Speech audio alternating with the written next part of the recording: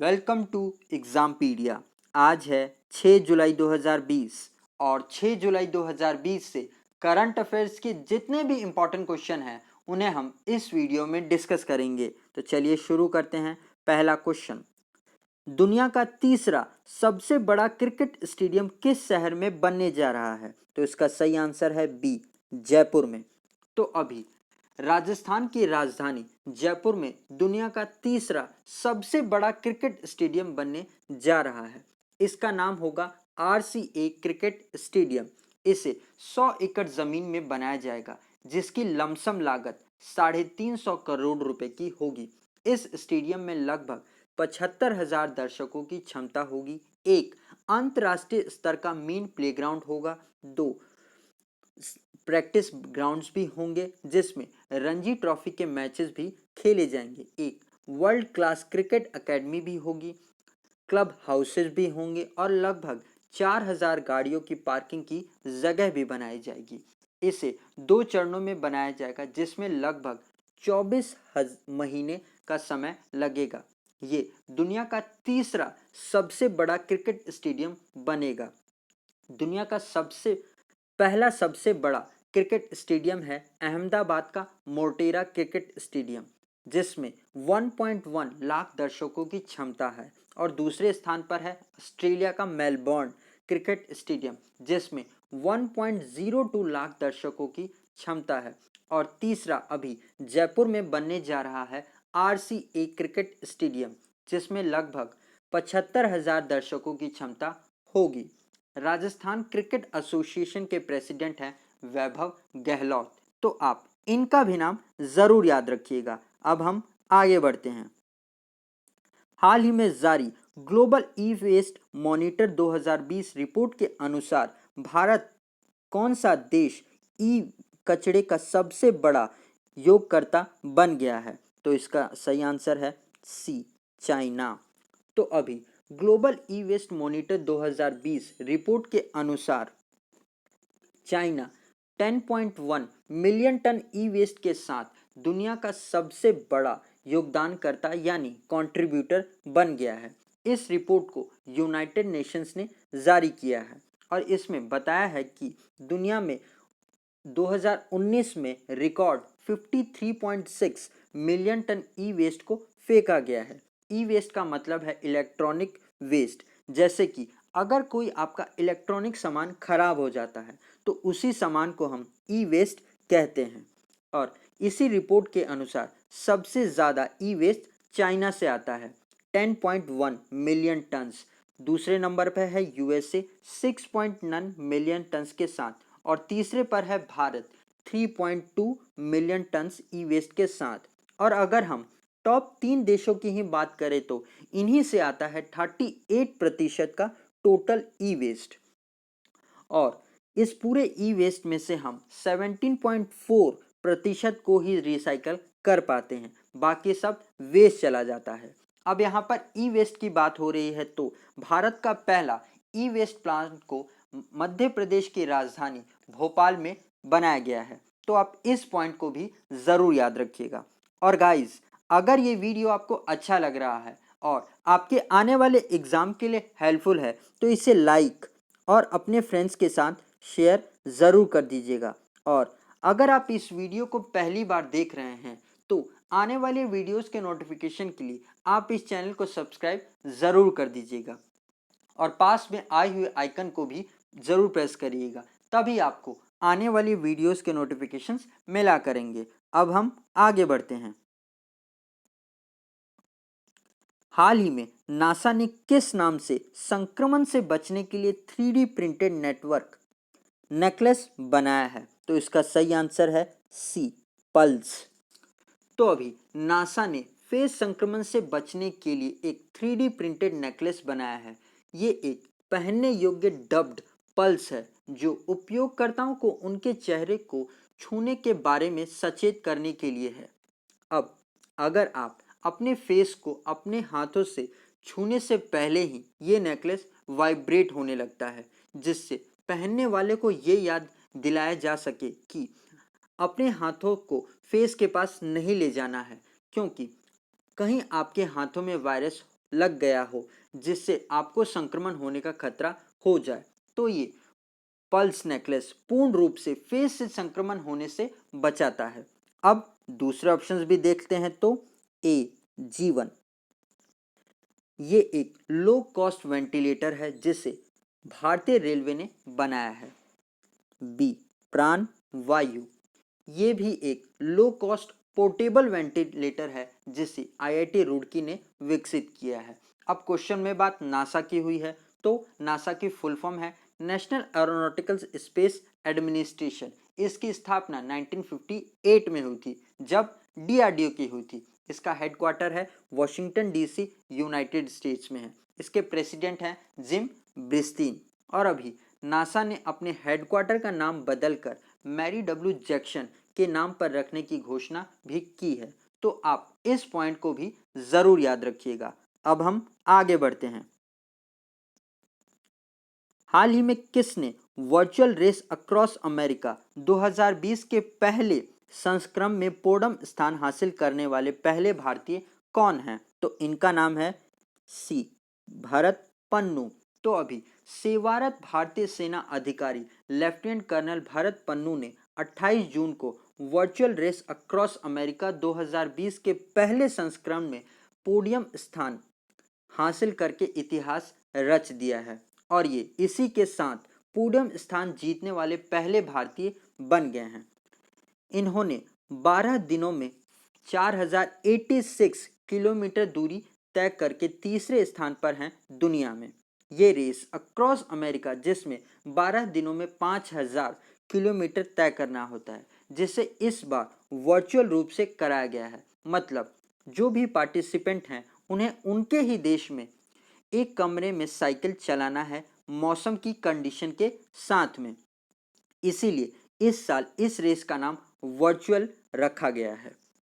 अब दूसरा ऑप्शंस भी देख लेते हैं तो ए फ्रेया ठकराल, इनको 2020 का डायना पुरस्कार से सम्मानित किया गया है।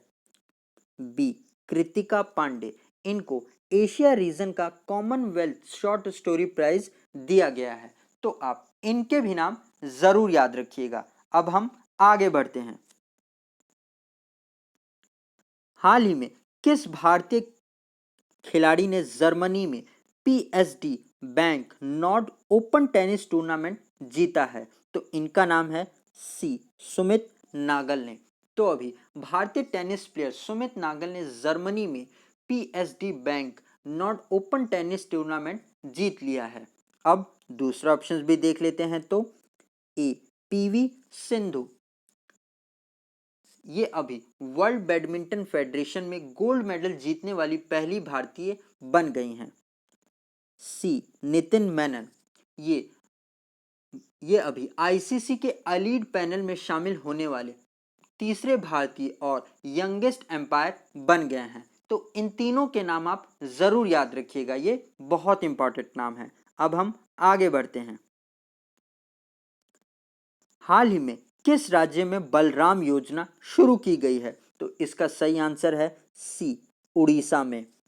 तो अभी उड़ीसा सरकार ने 7 लाख भूमिहीन किसान यानी जिनके पास खुद की जमीन नहीं है उन्हें लोन देने के लिए इस योजना को शुरू किया है। इससे पहले जिन किसानों के पास जमीन नहीं होती थी उन्हें लोन नहीं दिया जाता था, लेकिन अब इस योजना के माध्यम से उन्हें भी लोन दिया जाएगा जिससे कि वे किसी और की जमीन पर खेती कर सके।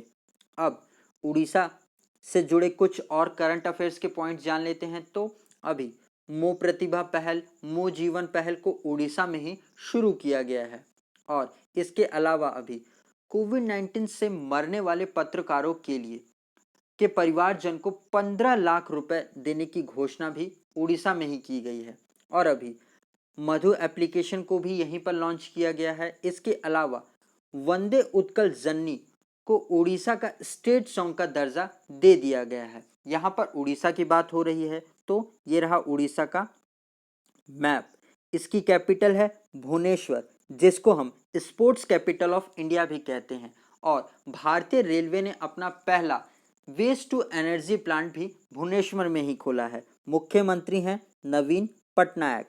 इनको अभी पेटा की तरफ से हीरो टू एनिमल अवार्ड से सम्मानित किया गया था। सी, गवर्नर हैं गणेशी लाल और उड़ीसा हाईकोर्ट के नए चीफ जस्टिस हैं मोहम्मद रफ़ी। यहाँ पर एक डैम जो कि बहुत इंपॉर्टेंट है जिसका नाम है हीराकुंड डैम, ये महानंदी नदी पर स्थित है और ये भारत का सबसे लंबा डैम है। यहाँ पर एक टेम्पल जो कि बहुत इंपॉर्टेंट है जिसका नाम है कोणार्क सन टेम्पल, जिसे हम ब्लैक पकोड़ा नाम से भी जानते हैं। और अभी इसी टेम्पल के लिए केंद्र सरकार ने फुल सौरीकरण की योजना भी बनाई है। यहाँ पर 2 टाइगर रिजर्व भी हैं जिनके नाम है सतकोशिया टाइगर रिजर्व और सिंपलीपाल टाइगर रिजर्व। एक लेक भी है जिसका नाम है चिल्का लेक, जिसको हम ये भारत की सबसे लंबी लेक है, तो इसे भी आप जरूर याद रखिएगा। अब हम आगे बढ़ते हैं। किस राज्य की और केंद्र शासित प्रदेश में लीड नाम से एक पोर्टल को लॉन्च किया गया है? तो इसका सही आंसर है बी, दिल्ली में। तो अभी दिल्ली सरकार ने 12वीं कक्षा तक के स्टूडेंट्स को ऑनलाइन स्टडी मटेरियल प्रोवाइड कराने के लिए लीड पोर्टल को लॉन्च किया है, जिसका फुल फॉर्म भी है जो है learning through E resources made accessible for Delhi. अब यहाँ पर दिल्ली की बात हो रही है तो इसके बारे में भी कुछ पॉइंट्स जान लेते हैं। तो अभी इसके मुख्यमंत्री हैं अनिल अरविंद केजरीवाल, गवर्नर है अनिल बैजल। इसके अलावा दिल्ली में देश का पहला प्लाज्मा बैंक को भी स्थापित किया गया है और दिल्ली में ही सीरो सर्वे को भी शुरू किया गया है और दिल्ली में ही 31 लाख पौधे लगाने के लिए पौधे लगाओ पर्यावरण बचाओ अभियान को शुरू किया है और दिल्ली में एक्सेस कोरोना ऐप को भी लॉन्च किया गया था और ऑपरेशन शील्ड और 5T प्लान को भी लॉन्च किया गया था कोरोना संक्रमण को रोकने के लिए। तो आप इन पॉइंट्स को भी जरूर याद रखिएगा। अब हम आगे बढ़ते हैं। किस राज्य में सरकारी कार्यालय में मराठी भाषा का इस्तेमाल न करने पर कर्मचारी व अधिकारी के इंक्रीमेंट रोकने पर आदेश जारी किया गया है? तो इसका सही आंसर है डी, महाराष्ट्र में।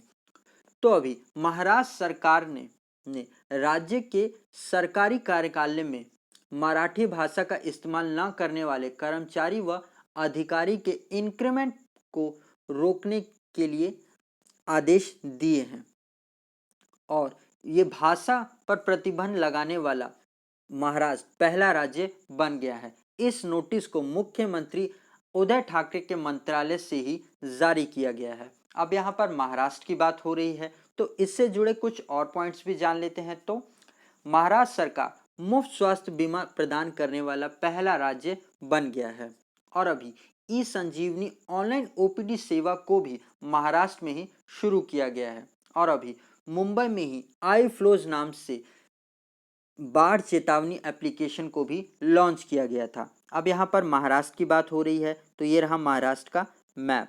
इसकी कैपिटल है मुंबई, मुख्यमंत्री हैं उद्धव ठाकरे, गवर्नर है भगत सिंह कोश्यारी और अभी आईआईटी बॉम्बे ने क्रोनोटिन ऐप और डिजिटल स्टेथोस्कोप को विकसित किया था आयुष सिंह नाम से और इसने एक ध्रुव चिप को भी विकसित किया है।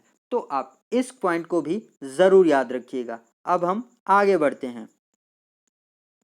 हाल ही में पौंडीचेरी क्रिकेट टीम के मुख्य कोच के रूप में किसे नियुक्त किया गया है? तो इनका नाम है ए, अविशक्कर शाल्वी को। तो अभी पौंडीचेरी क्रिकेट टीम के हेड कोच के रूप में अविशक्कर शाल्वी को नियुक्त किया गया है। अविशक्कर शाल्वी ये कर्नाटक रणजी टीम के प्लेयर हैं। अब दूसरे ऑप्शंस भी देख लेते हैं। तो बी, वसीम जाफर, इनको अभी उत्तराखंड क्रिकेट बोर्ड टीम का हेड कोच नियुक्त किया गया है। तो आप इनके भी नाम जरूर याद रखिएगा। अब हम आगे बढ़ते हैं। निम्नलिखित में से कौन पहला इन्वेस्टमेंट ट्रस्ट स्थापित करने की प्रक्रिया में है जिसे देश किसी भी सरकारी संस्था द्वारा प्रायोजित किया जा सकता है? तो इसका सही आंसर है सी, NHAI, national highway authority of India. तो अभी राजमार्ग देश क्षेत्र में निवेश की सुविधा करने के लिए NHAI एक इंफ्रास्ट्रक्चर ट्रस्ट स्थापित करने की प्रक्रिया में है, जो देश में किसी भी सरकारी संस्था द्वारा प्रायोजित किया जाने वाला पहला इन्वेस्टमेंट ट्रस्ट होगा। अब NHAI के बारे में जान लेते हैं। तो इसकी स्थापना 1998 में हुई थी। इसका हेडक्वार्टर नई दिल्ली में है और अभी इसके अध्यक्ष सुखबीर सिंह संधू का कार्यकाल 6 महीने के लिए बढ़ा दिया गया है। इसके अलावा NHAI निर्माण क्षेत्र यानी कंस्ट्रक्शन सेक्टर में पूरी तरीके से डिजिटल होने वाला पहला संस्था बन गया है। तो आप इसे भी ज़रूर याद रखिएगा। अब हम आगे बढ़ते हैं। तो गाइज, अगर अभी तक आप इस चैनल को लाइक और सब्सक्राइब करना भूल गए हैं तो आने वाले वीडियोस के नोटिफिकेशन के लिए आप इस चैनल को ज़रूर सब्सक्राइब कर ले और पास में आए हुए आइकन को ज़रूर प्रेस कर दीजिएगा, तभी आपको आने वाले वीडियोस के नोटिफिकेशंस मिला करेंगे। और अगर आप इस वीडियो का PDF लेना चाहते हैं तो आप हमारे टेलीग्राम चैनल से जुड़कर ले सकते हैं। आज के लिए इतना ही। Thanks for listening.